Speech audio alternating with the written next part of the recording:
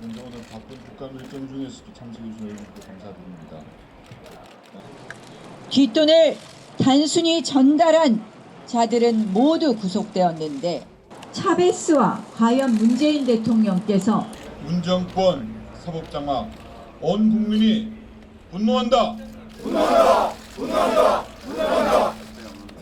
조국의 사법농단 강력 규탄한다. 사법체제 뒤흔드는 문정권은 사죄하라. 한때 법복을 입고 또 그 법복을 자랑스럽게 생각했던 사법부 출신인 저로서는 정말 오늘 괴로운 날입니다. 극심한 정쟁과 여야 갈등 속에서도 사법부 결정에 대해서는 의심하지 않으려고 했습니다. 왜? 법관이 스스로의 양심에 귀 기울이고 또 스스로의 양심에 되물어왔던 그 고민의 시간을 잘 알고 있기 때문에 자제하려고 했습니다. 그러나 저희는 오늘 이 자리에 올 수밖에 없었습니다. 국민이 자신의 기본권을 지키기 위해서 마지막 기댈 수 있는 곳, 그곳이 바로 이곳입니다. 바로 법원입니다. 대법원 입구 앞에 써있는 글귀 잘 보이실 겁니다. 자유, 평등, 정의. 이 자유, 평등, 정의가 김명수 대법원장 체제 하에서 철저히 짓밟히고 무너지고 있습니다. 중대한 헌정 질서의 위기입니다. 조국 수석 동생의 영장 기각 결정은 장악된 사법부가 보이는 사법농단의 결정판입니다.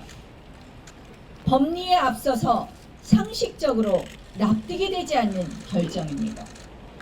뒷돈을 단순히 전달한 자들은 모두 구속되었는데 뒷돈을 받아 챙긴 사람은 구속되지 않았습니다.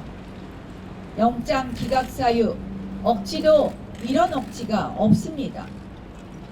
영장 기각 결정문인지 피의자 변호인의 최후 변론문인지 헷갈릴 정도입니다.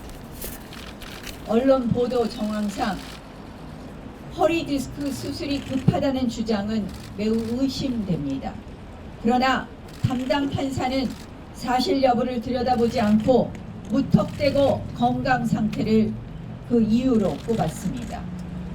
조수석 동생은 심지어 증거인멸 지시 혐의마저 받고 있습니다. 매우 중대한 범죄입니다. 도주 및 증거인멸 우려가 있을 때 구속하게 되어 있습니다. 그런데 증거인멸 지시 혐의마저, 교사 혐의마저 받고 있는데 사법부는 오히려 증거인멸의 시간을 벌어주고 있습니다. 광범위한 압수수색이 이루어졌다. 이것이 또 영장 기각 사유입니다. 여러분, 광범위한 압수수색이 이루어졌습니까? 지금 언론 보도에서 하나하나 드러나고 있습니다. 끝끝내 조국 부부의 휴대폰은 지금도 압수수색되고 있지 않습니다. 계좌 추적은 10번이면 두세 번 나왔다고 합니다. 사모펀드의 진실을 밝히기 위해서, 운동학원의 자금 흐름을 밝히기 위해서 계좌 추적은 기본입니다. 조국 수석의, 전 수석의 자택 영장, 압수수색 영장도 3번 청구해서 겨우 받아냈다고 합니다. 결국 지금 법원이 하는 일은 범죄를 밝혀내라고 하는 것인지 범죄를 덮어주라고 하는 것인지 저희는 의심할 수밖에 없습니다. 사법부가 지키고자 하는 것이 법질서인지 아니면 조국 일가인지 묻지 않을 수 없습니다.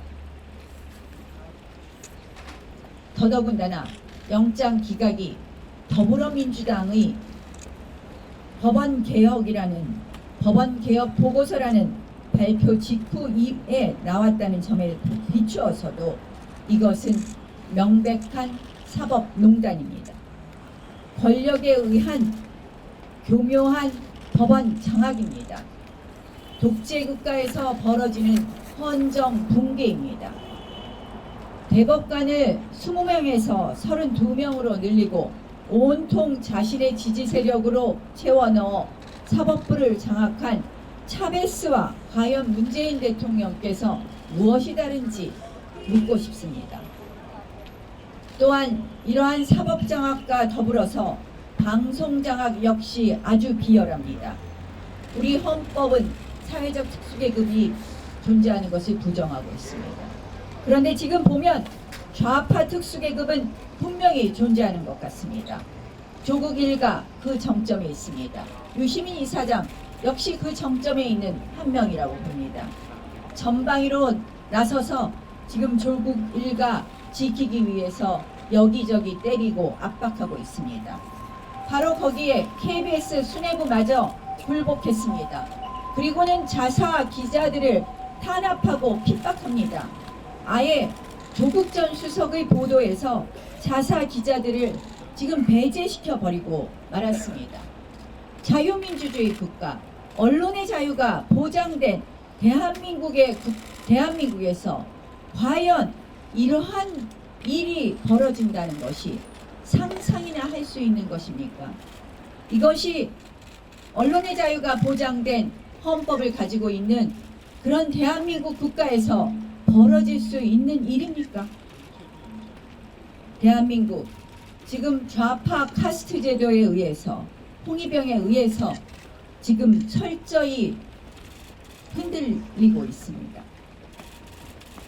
이제 국민의 수신료로 운영되는 공영방송이 좌파 친위대 협박에 휘둘리는 이러한 현실, 정말 국민들께서 절망으로 받아들일 것입니다.